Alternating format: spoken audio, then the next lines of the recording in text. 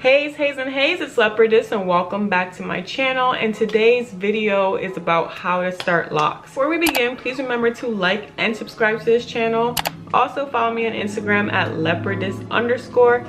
If you like any of the jewelry that I'm wearing, check it out at leopardesscollection.com. So before we begin, I do have a wedding series on my channel where I take you guys with me for my day-to-day wedding planning. So right now I'm looking at wedding dresses, and I've tried on many at this point, but I've yet to find the one.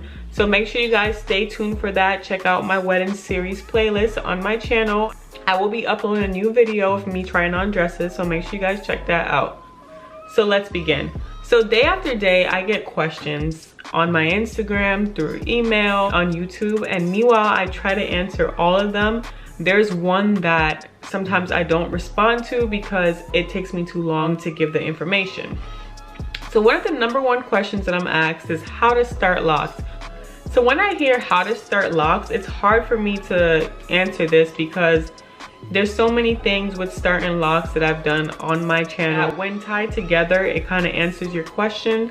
So I'm here to pretty much give an outline and to be able to be like, here's that video, check it out. This is how you start locks.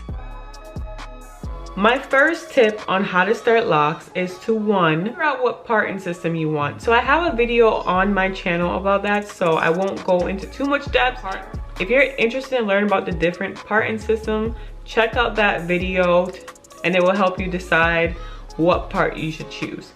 But obviously, just to outline it, there's many different parts. You can get the box, which is commonly used in like box braids. You can get triangles, you can get diamonds, you can get curves, and you can even freeform, which doesn't require you to choose any type of parting system. You could just use your hand and, you know, throw a twist here, throw a plait here, whatever you want to do. Those are some of the main parting systems, and if you want to hear more about that, make sure you guys check out that video. Next thing that you'd want to do is find out your size to part ratio.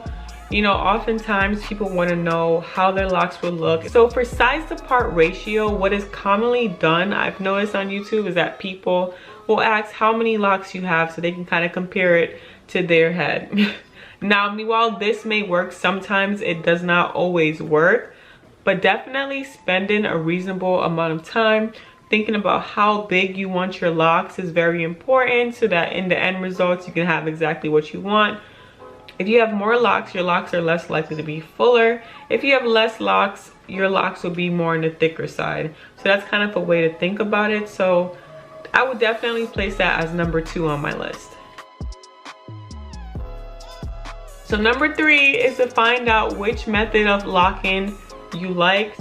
So on my channel, I also have a video called coils versus 2-strand twists. I have 2 videos on this. One where, you know, when I was new to locks, I made my opinion on it, and now, you know, with my locks maturing more, I made an updated video on that, so make sure you guys check that out. But once again, there's many ways to start your locks. You can start them with 2-strand twists. You can start them with braids.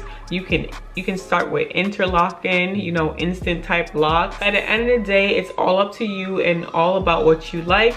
If you are interested in knowing more about that, check out my coils versus 2-strand twist video, and also take the time, do the research, focus on. You can also freeform, which is basically allowing your hair to lock on its own. So there's so many ways that you can decide on how to start your hair.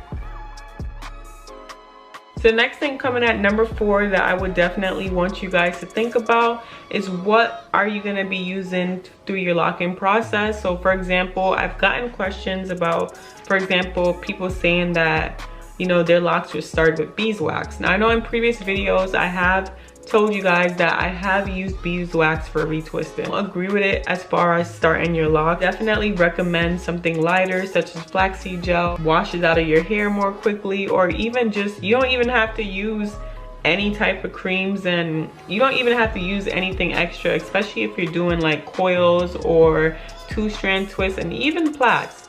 So that's something to definitely think about. You know, definitely leave the wax out of your hair if someone recommends it. Use lighter things that you can easily wash out. Moving forward, I think those are the main things you need to know to start your locks.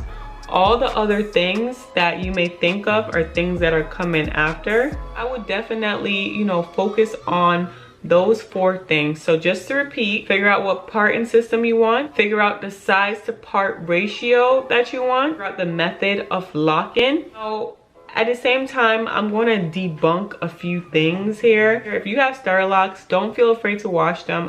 I washed my StarLocks 2 weeks after they were done and they held up. Now, this is a process that you definitely want to be careful for, but you know, definitely don't let anyone discourage you from washing your hair. But those are my helpful tips, and that's pretty much the outline of how to start locks. Go ahead for it. Don't be scared. Just jump right in it. Time literally flies by so quickly, and so does your hair. Before you know it, that little StarLock phase that you're having will branch out into something new.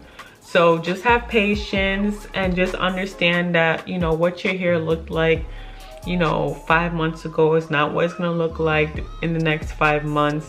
Locks is all about having patience and just kind of just letting it be. And the more that you don't watch it, and the more that you just allow it to do what it needs to do, the better it is.